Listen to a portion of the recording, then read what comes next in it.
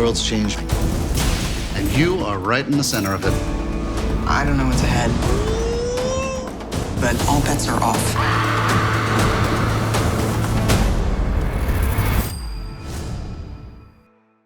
Why don't we get into the biggest topics of the week in boxing and mixed martial arts? Jay, hit it for me. All right. Well, here we go. We're going to start off. Hey, big weekend for Bellator MMA. Not just the announcement of the move from the Paramount Network to CBS Sports Network in the Viacom CBS family. Shout out. They have also announced October 10th. Bellator will be the first promotion to enter France, putting on a card in Paris featuring Czech Congo and MVP now that the sport has been legalized. And there's also 2 world-class level cards this past weekend. Rashad, I want to start right off with Bellator 245. Some gentlemen you know pretty well. Phil Davis, Lyoto Machida mixed it up in a light heavyweight rematch, a main event with really, although it wasn't formally announced, it was assumed a number 1 contenders fight. The winner most likely going to get the rising star Vadim Nemkov. It goes down as a split decision with Phil Davis edging Lyoto Machida, winning the first 2 fights against him.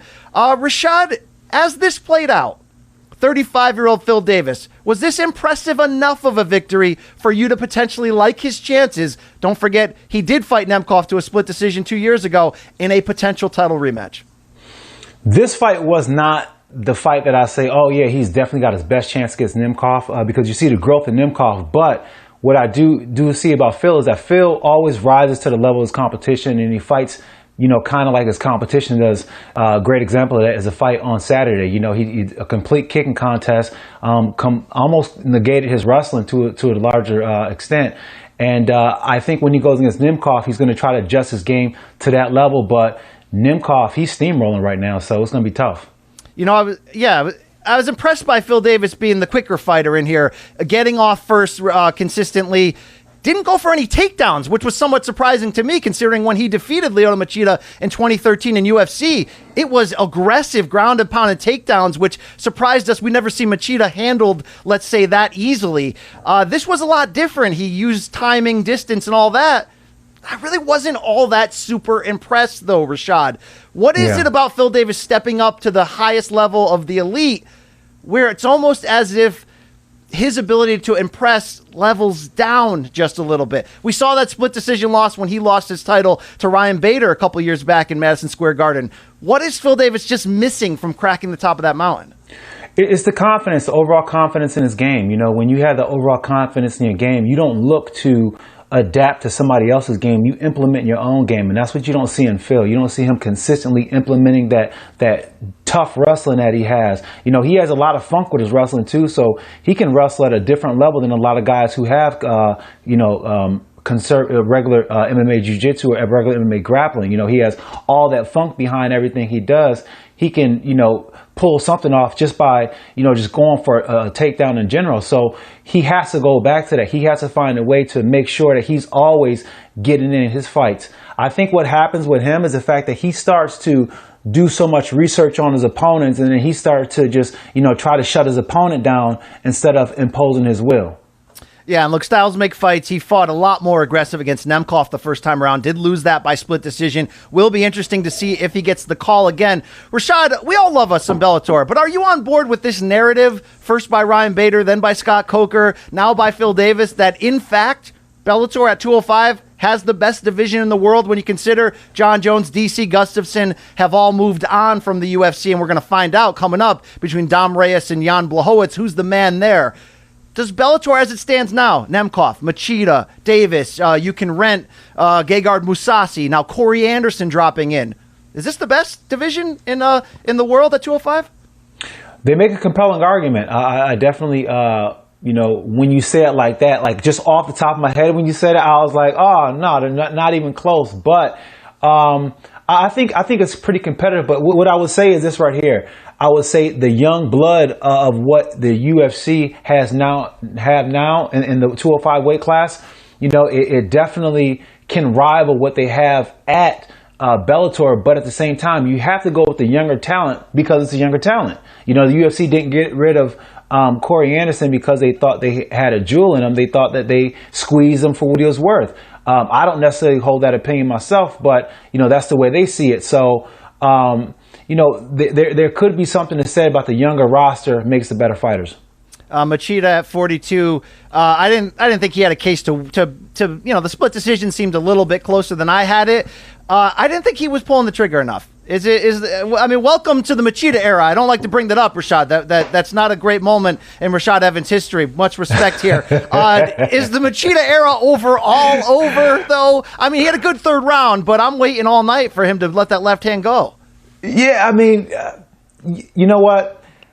I just think that he goes against a Phil Davis who, he had nightmares about, from the first time that he fought, and if he ever been held down and been completely dominated like that, it can kind of stick with you for a while. So I think he was just a bit cautious. He still looked like he had the quickness and he still looked like he had the legs. And when I look at a fighter who doesn't have it anymore, I look at the legs and I look at their ability to take a shot. And he looked like he still had those. But when it comes to just firing, he was thinking too much. And I don't know if it's thinking too much because he's got that gun shyness to him because he's been hammered too many times in the cage, or because he's being conservative because he's thinking about the last time he got whooped by Phil Davis, All right. Well, to close on this, I don't know where Machida goes from here, but if he is looking for a creative matchup, Rashad, one with a little bit of storyline and history in it, one maybe with a little bit of revenge for one of my friends. I mean, I've seen you shirtless on Instagram there, working out with Coach Lester, okay? I don't know. What do you think? Hey, BC, listen, all they have to do is say the word, BC. All they have to do is say the word. You will have me in a fight before the end of 2020. He's ready. He's 40. Come at him. He's a man. By the way, off topic but close. I did have dinner with Scott Coker last week. I did bring that up, Rashad. Okay, I said the fan in me could not let this conversation go without bringing that in. And I appreciate that. Okay, thank you. All right, moving on there. Quickly, that main event on Saturday night, Bellator 246. On paper, it could have been the best fight of the weekend. Played out pretty well. I enjoyed it. Vacant bantamweight title on the line, and it was Juan Archuleta taking it home against Patchy Mix. Mix had come in unbeaten, Rashad. We'd seen some spectacular submission wins out of him. But this was going to be a real proving ground tester. Archuleta's been in there against the very best, the Patricio Pitbulls, and he's going to start his own era here. Rashad, tell me if I'm wrong. This looked a lot like the second Joanna-Claudia Gadelha fight, where if you look at Archuleta in the role of Joanna, I'm going to take a step back, let you do what you do great for 2 rounds, but then as you start to slow down, I'm going to implement my veteran skills. Very heady victory for Archuleta. Yeah, and he rolled out a pretty tough storm, and being able to survive on the ground with Patchy Mix with that jiu-jitsu and just his ability to transition from each and every move, it's a tough task, especially to do that for 2 rounds. But then you seen him start to come on as the fight went on and start putting a lot of work into the body, and those body shots, hitting to the body, going back up to the top, but going to the body, it really took a lot out of Patchy, and it made it so that he wasn't able to implement that dominant grappling game anymore.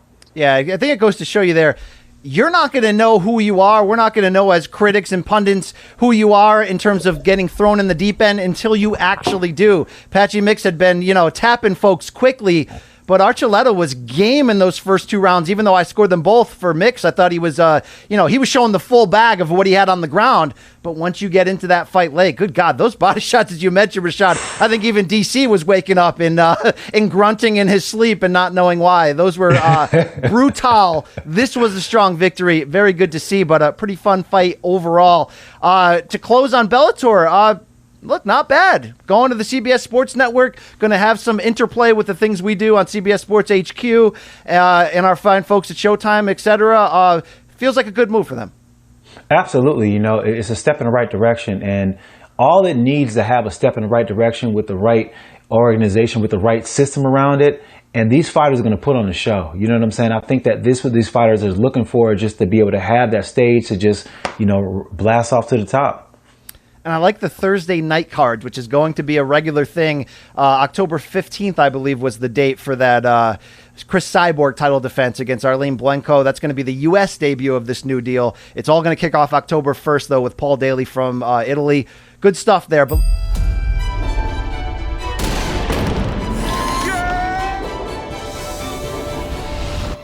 Are you in?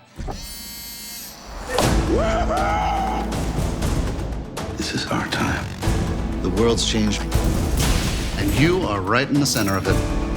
I don't know what's ahead, but all bets are off.